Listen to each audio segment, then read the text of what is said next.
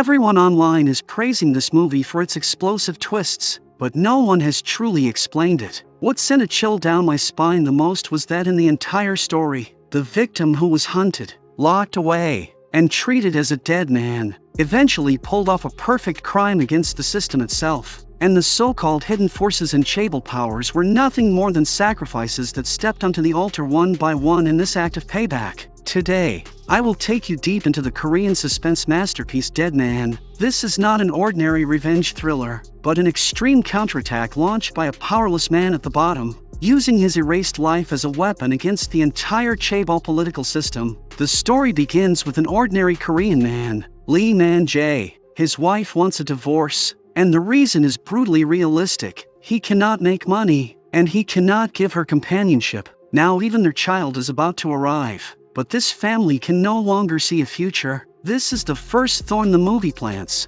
because the collapse of adulthood often begins with the inability to take responsibility. Man-jae tries to make her stay, but his wife's words stab into him like knives. 나쁜 짓이잖아.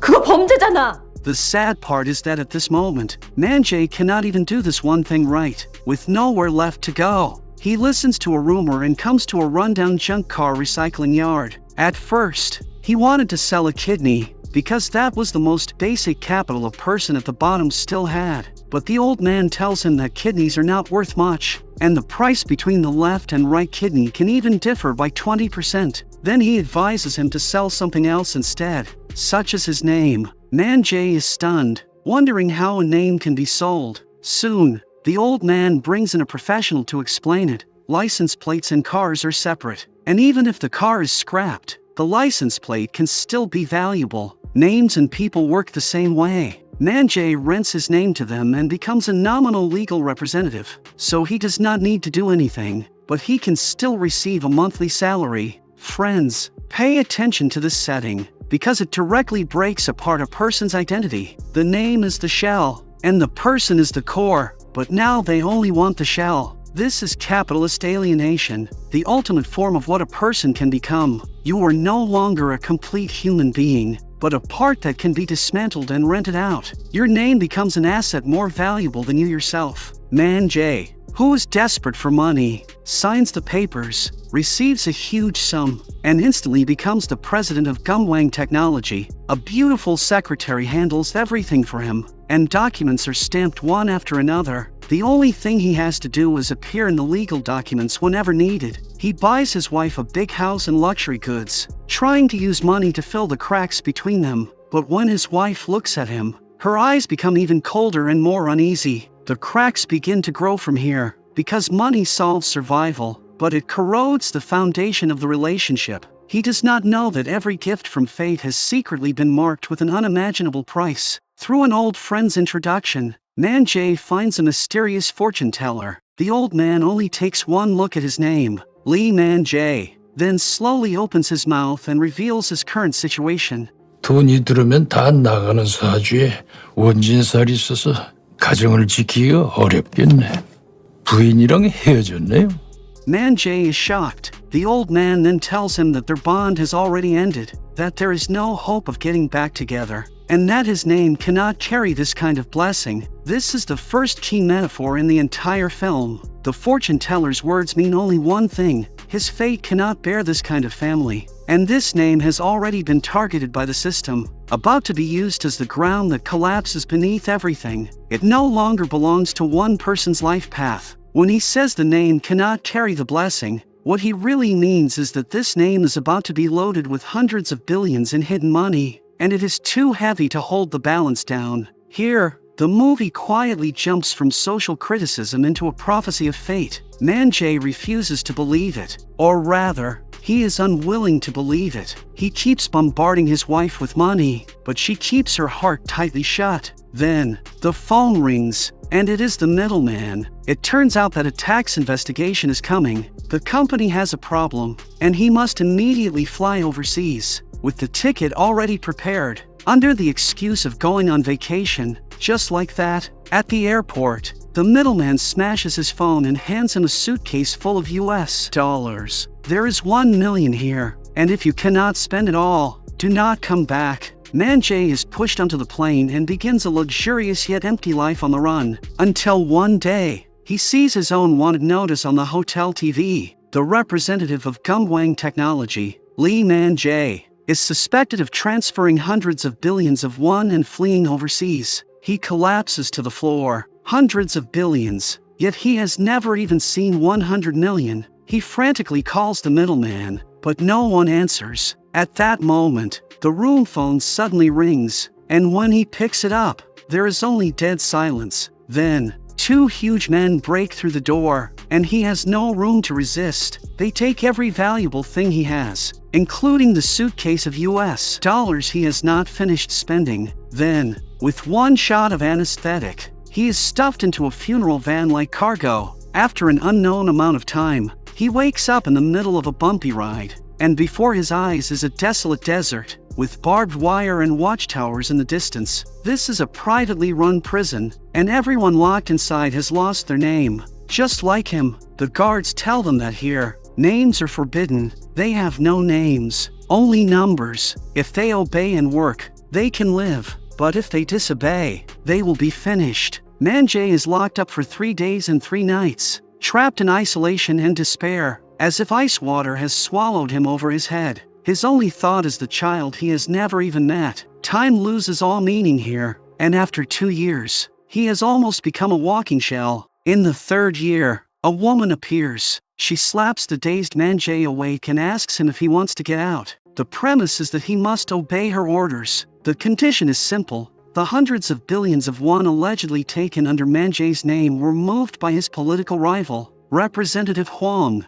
and used as the launch fund for a new political party. Sim Eun-soo needs Man-jae as a witness to bring down Representative Hwang. Man-jae's condition is even simpler. Help him find his wife and child. Pay attention to the character Sim Eun-soo, because she is not a savior, but a higher-level predator. She saves Man-jae not because of justice, but because Man-jae happens to be the pawn she needs to cross the river on her political chessboard. In this movie, there are no purely good people, only players whose calculations of interest are precise to the bone. The deal is made, and Sim Eun-soo prepares a new identity for him, promising that once the job is done, she will give him $1 million and a chance to reunite with his family. Man-jae, a man who was socially dead, finally sees daylight again. After returning to Korea, the first thing he does after landing is call his wife, but the person who answers is a strange woman. He rushes to the place where he once lived, only to find that the house has already changed owners, and the walls are covered with debt collection graffiti. A cleaning lady recognizes him and reveals the cruel truth.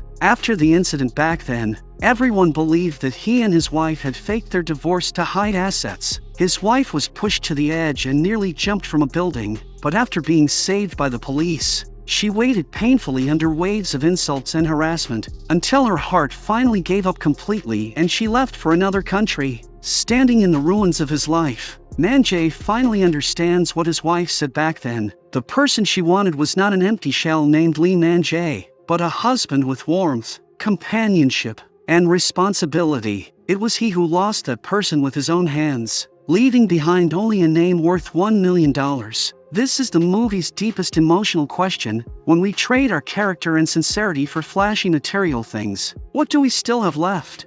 He wipes away his tears and decides to fight back and find his family. His first stop is the abandoned company from before. Inside the remains of a hidden surveillance camera, he restores a crucial piece of footage. A young woman took all the account books from the safe. Through his close friend Goltong, he learns that the woman is Gong Hee-ju, the daughter of President Gong, the middleman from back then. President Gong was Man-jae's senior, and he also sold his name. But his ending was even worse. After receiving 10 billion won, he was set up instead, forced to carry a massive tax burden, and in the end, he burned himself in despair. Hee-ju believes that her father's fate was caused by Man-jae, so for years, she has been searching online for proof that Lee Man-jae is still alive, and she even tried to meet a lawmaker to clear her father's name. Man-jae finds Hee-ju and gets straight to the point. The account books she took are the key to bringing down the real culprit, so they should work together. At first, Hee-ju cannot let go of her hatred, but in order to find the truth, she eventually chooses to join forces with him. However, that night, Just as Hee-ju finds the account books, she is attacked by men in black, and the books are stolen, making it seem as if their hope has been cut off again. With the clue broken, they suspect that the insider is Goltong, the only close friend who knew about it. Facing their questions, Goltong shows his injured arm to prove his innocence. With no way out, Man-jae turns to Simunzo again, but the politician responds coldly. She only wants results, and the process is something he must solve himself. The two return to the starting point of everything, that rundown recycling yard. The person in charge now is a man with glasses, and after Man-jae uses his accounting skills to help him make a big profit, he finally loosens his guard and gives them a key lead on the middleman. Following the trail, they find another victim who was also tricked out of everything she had. This person agrees to help, but only on one condition: they must draw out the hidden financial backer, Chairman Joe. And Chairman Joe was only interested in young, innocent-looking, charming women. So, a honey trap begins. Hee-ju disguises herself as an inexperienced girl and meets Chairman Joe with a fake 20 billion won project proposal. Man-jae recognizes him at once, because this is the man who gave the order overseas 3 years ago to have him taken away. Just as Chairman Joe is distracted and lets his guard down, Man-jae cuts the power and sneaks into the room, and the anger he has held inside for years finally erupts. He gives Chairman Joe a brutal beating, but Chairman Joe is an old fox, and even when he is forced to agree to testify against Representative Huang, he insists that without physical evidence, there is nothing to discuss. After Simunzo hears this, she believes Man-jae has lost his value. She sets an even more vicious trap, luring Man-jae to Representative Huang's massive speech event, planning to capture this wanted man on the spot, clear Representative Huang's name,